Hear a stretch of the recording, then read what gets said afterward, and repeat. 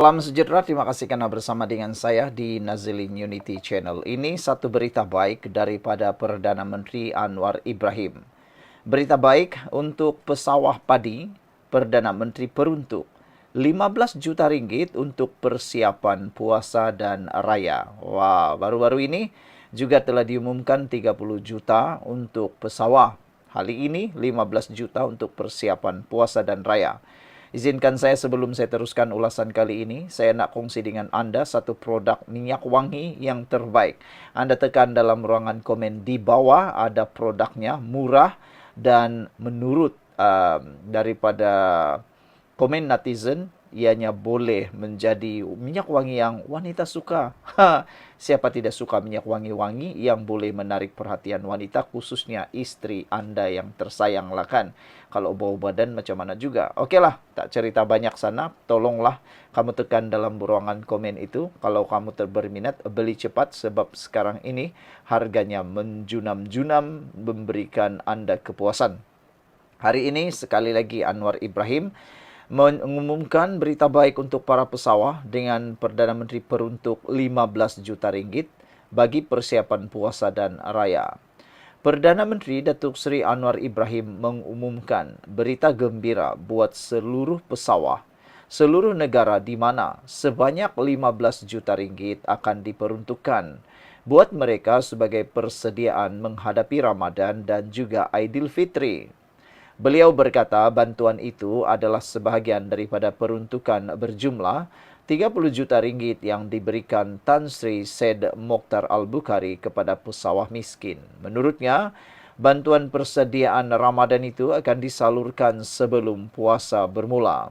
Saya minta Tan Sri Said Mokhtar Al-Bukhari bantu pesawah dan bukannya parti politik memandangkan bernas jana keuntungan daripada pesawah, katanya. Jadi beliau setuju untuk menyumbang 30 juta ringgit sebelum ini.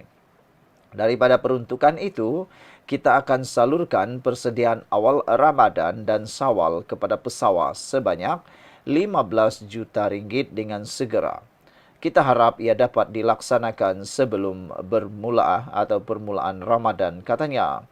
Beliau berkata demikian selepas melancarkan projek pembangunan infrastruktur bagi menyokong program penanaman padi 5 musim dalam tempoh 2 tahun di Air Hitam hari ini. Sebelum ini, Menteri Pertanian dan Keterjaminan Makanan Datuk Seri Muhammad Sabu mengumumkan kenaikan harga lantai belian padi daripada RM1,300 kepada RM1,500. Sejurus selepas itu, Said Mokhtar pula menyatakan komitmennya melalui Bernas untuk menyalurkan peruntukan tambahan 30 juta ringgit bagi menyokong usaha usaha kerajaan membela nasib pesawah miskin. Saudara-saudara sekalian, pengumuman ini pastinya membawa berita yang sangat gembira kepada para pesawah. Mungkin jumlahnya akan banyak atau memuaskan hati semua rakyat. Dan yang lebih menarik, betapa hebatnya Anwar Ibrahim membantu melalui kekayaan orang-orang Malaysia. Yang menariknya, Anwar Ibrahim tidak meminta uang daripada Said Mokhtar dan dimasukkan ke dalam parti politik, akaun parti politik. Anwar Ibrahim salurkan terus kepada pesawah. Lainlah macam yang lain kan? Kamu tahu ceritanya. Jadi, itulah dia. Kita ucapkan terima kasih syabas kepada Perdana Menteri atas kebijaksanaan beliau mendapatkan uang, mendapatkan dana membantu pesawah melalui kekayaan Tan Sri Said Mokhtar Al-Bukhari dengan cara bukannya melalui parti politik tetapi terus diberikan kepada pesawah untuk persediaan Ramadan dan juga Syawal yang akan diberikan dalam masa segera. Dan Anwar Ibrahim harap ia dapat dilaksanakan sebelum permulaan Ramadan. Wah, ini hebatlah kan?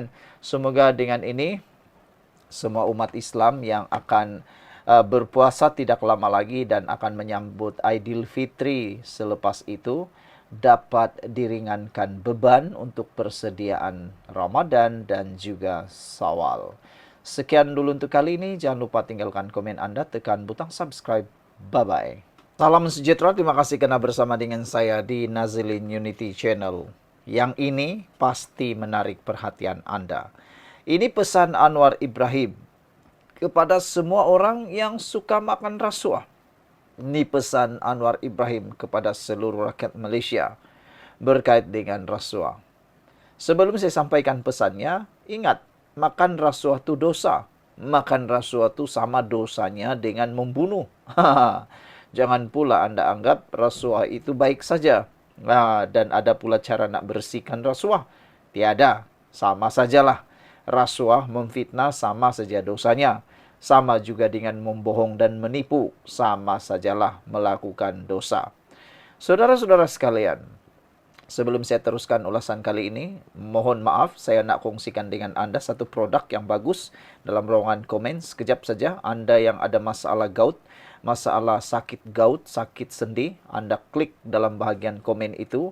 Ada satu produk yang saya kongsikan yang baik untuk orang yang ada masalah gout. Klik sana, harganya murah, ada potongan harga sekarang beberapa jam sahaja. Baik. Tidak kira besar tinggi mana, Perdana Menteri tegas menolak rasuah dalam pertahanan negara. Yang ini terbaik. Kita memang memuji ketegasan Anwar Ibrahim dalam memerangi rasuah. Tidak pedulilah siapa orang itu, sejak akhir-akhir ini sudah dicekup. Tidak pedulilah dia itu bekas Perdana Menteri kah?